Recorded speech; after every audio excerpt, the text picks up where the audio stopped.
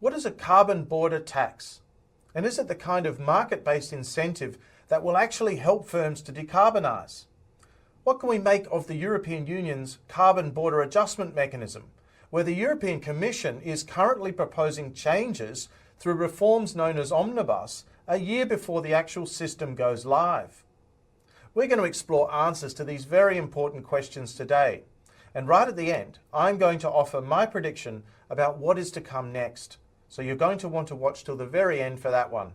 So let's get right into it.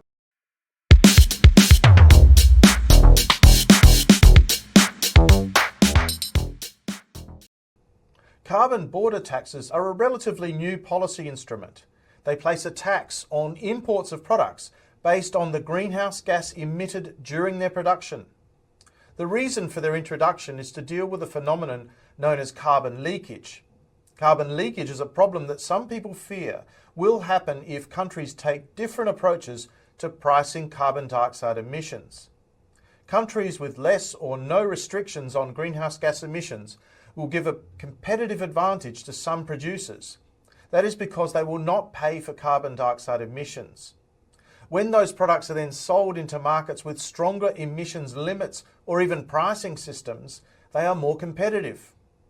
This means producers either move to those locations or imports take up an increasing share of the market. This is particularly so with things like heavy industrial products like steel. Well, at least that's the theory. But what evidence do we have of what actually happens in practice? As a backdrop to today's video, I'm going to make some references to a paper that I published in the Sustainable Horizons Journal, and it's called The Long-Term Feasibility of Carbon Border Mechanisms, an analysis of measures proposed in the European Union and United States for the steel production sector. The paper is available open access, so I've put a link in the description. You can download a copy from there. This chart shows changes in import reliance over 10 years in both the European Union and United States. It begins in the year 2012 and goes until 2022. A few things become clear.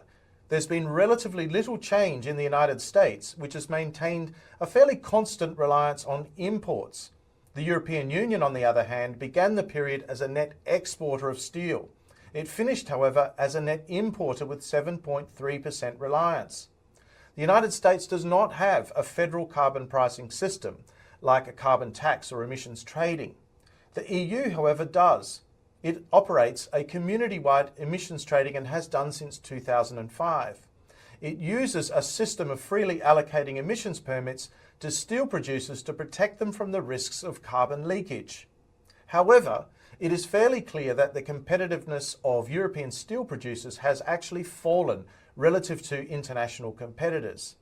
Given one of the clearest signs of carbon leakage is that imports are taking up increasing shares of the market, it certainly can't be ruled out. If it is occurring, this would suggest that the free allocation system may not be working as well as Europe had intended. To understand why a carbon border tax would be an important measure for Europe, let's first have a look at the emissions trading system.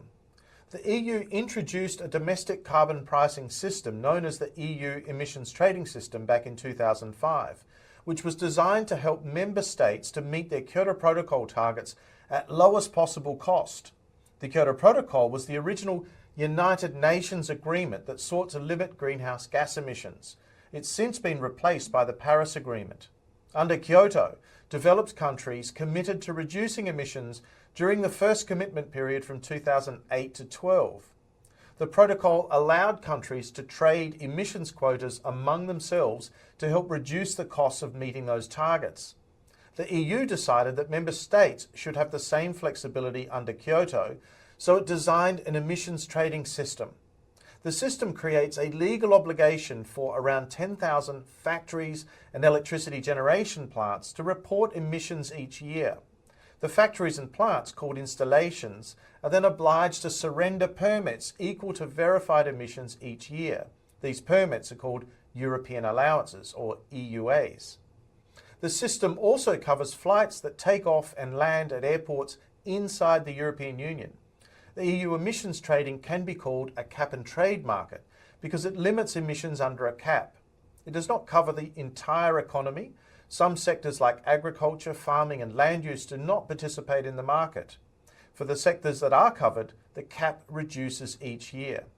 Scarcity of allowances, both at the present moment and in future, drives the price. Penalties apply for non-compliance. The European Commission allows member states to distribute allowances for free to some installations each year. The free allocations are reserved for industries that are at risk of carbon leakage. The rationale is that some installations are emissions intensive. The products they produce are internationally traded and compete with producers outside the EU that may not have to pay for carbon emissions. So, in order to offset any impacts on competitiveness, the EU gives the permits to those installations at no cost. The remainder of permits are auctioned by member states. In 2023, the European Union introduced the Carbon Border Adjustment Mechanism, which is known as CBAM.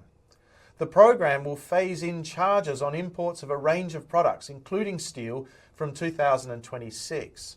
The amount charged will be based on the greenhouse gas emitted during the product's manufacture. In parallel, the European Union will begin reducing the number of allowances freely allocated to domestic producers in those sectors.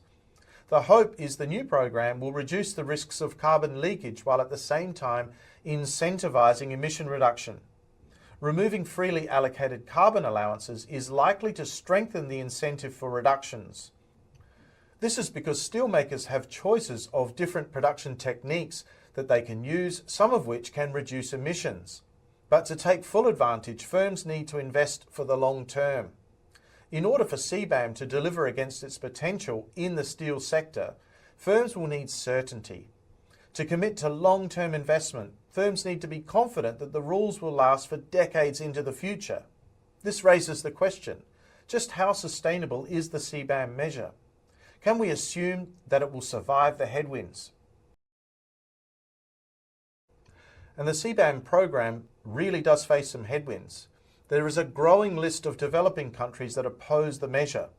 One of the main reasons for this opposition was consistency with the United Nations climate agreements.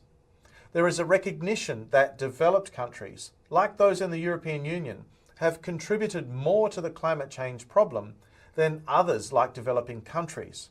So countries agreed that while everyone would work on climate solutions, developed countries would do more. The principle itself is called Common but Differentiated Responsibilities, or CBDR. The carbon border tax, in effect, treats every country outside the European Union equally. While that might seem acceptable and is probably consistent with international trade convention, it has become a problem for some. For example, Mozambique is a least developed country according to the United Nations classifications. It also happens to export aluminium to the European Union, a product that is also covered by the carbon border tax program. So here's a question. Should Mozambican aluminium producers be held to the same emissions standard as European producers? Another issue is that of sovereignty. Some countries think that the European Union through CBAM is actually taxing activities happening outside its own territory. It is interesting because the same issue has actually come up before. In 2012, the European Union introduced requirements for long-haul flights to participate in the emissions trading system. That is, an intercontinental flight taking off, say, in Dubai, Singapore or Johannesburg, for example, then landing in the EU would be liable for its emissions for the entire journey. In other words, the European Union would be collecting charges for flying that took place outside its airspace. That is not to say that dealing with emissions from flights was not a worthy cause. The opposition was more about how it was being done. Some countries felt very strongly. This issue became a political problem before a group of countries, led by the United States, Russia and Saudi Arabia, proposed a boycott of purchasing European-made Airbus planes. This finally caught the attention of European policymakers. The result, after some years, was lifting of those requirements. In place of the EU emissions trading system covering intercontinental aviation, Countries eventually developed a separate program. It's called CORSIA, and it is run by the International Civil Aviation Authority, which is actually part of the United Nations, not the European Union. There is opposition building inside the European Union itself as well. During 2024, smaller importers in Europe struggled to comply with reporting requirements. And in January of 2025, one of the main political parties in Europe claimed that CBAM rules were among a range of things limiting the competitiveness of businesses. Competitiveness in Europe has become a real focus in the recent past. Former European Central Bank Governor Mario Draghi was called in by Commission President Ursula von der Leyen to examine the issue last year. The European Commission has since released a proposal as part of a package called Omnibus, which, if implemented, would exempt 80% of importers captured by CBAM. There is a lot still to happen here, though we should note the growing concern that is actually coming from within the European Union itself. Finally, there is much occurring on the international horizon as well. Late last year, the BRICS nations, a group of countries that have emerging economies, voiced their opposition. The original BRICS countries were Brazil, Russia, India, China and South Africa. It has now expanded with new member countries, so it's a very important economic grouping.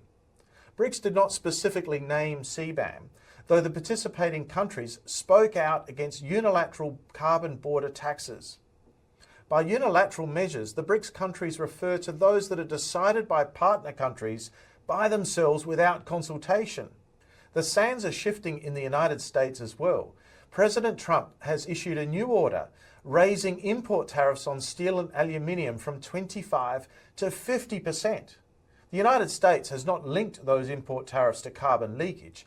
However, it is reasonably clear that the motivation is to attract more steel and aluminium manufacturing into the United States. In effect, reverse leakage. This adds to the very complex international environment that surrounds the CBAM at a time when it faces all of these other headwinds. So let's summarize all of this. On the one hand, we've seen that there is at least some evidence of increasing import dependence in the European steel sector. Exactly how much is connected to carbon leakage, though, is not yet known. The European Union has introduced the CBAM measure to tackle carbon leakage. The measure has the potential to reduce emissions, but to deliver on this potential, the CBAM measure needs to reassure firms that it is sustainable and will be there for the long haul. However, the measure does face a number of headwinds from both inside and also outside the EU. These headwinds could, at the very least, lead to changes in the program design, and in extreme cases, the program might even be removed completely. There are at least some similarities between CBAM and what happened to intercontinental flights more than a decade ago.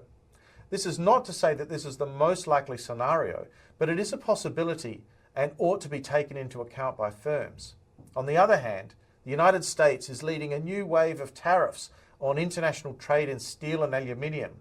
While it remains to be seen, this may ironically add some support to CBAM in what might otherwise be a very vulnerable time. Either way, European business competitiveness is a major challenge, and the measure is likely to remain in the political focus. The headwinds discussed in this video are unlikely to remove all doubt about the future of CBAM. For CBAM to deliver against its potential, producers of steel would need to be confident that the rules will last for decades into the future. So we will need to keep a close eye on how things develop. At the beginning of this video, however, I did actually promise a prediction, and for those of you who have stayed the course, here it is. I believe the CBAM measure, once the Omnibus changes have been completed, is here to stay. It would be far too big a blow to the European Union to fully repeal the program. But concessions will be needed to deal with developing countries. In order to address the concerns, I believe that on the balance of probability, the European Commission will offer an incentive in the form of accepting international credits for compliance with the 2040 emissions target, which is a 90% reduction from a 1990-year baseline for a defined percentage of the overall effort required to meet that target. It would allow for European entities to enter into contracts with firms in developing countries across the board to reduce emissions. And that would really be a major change, because it's been more than 12 years since Europe actually encouraged that kind of activity.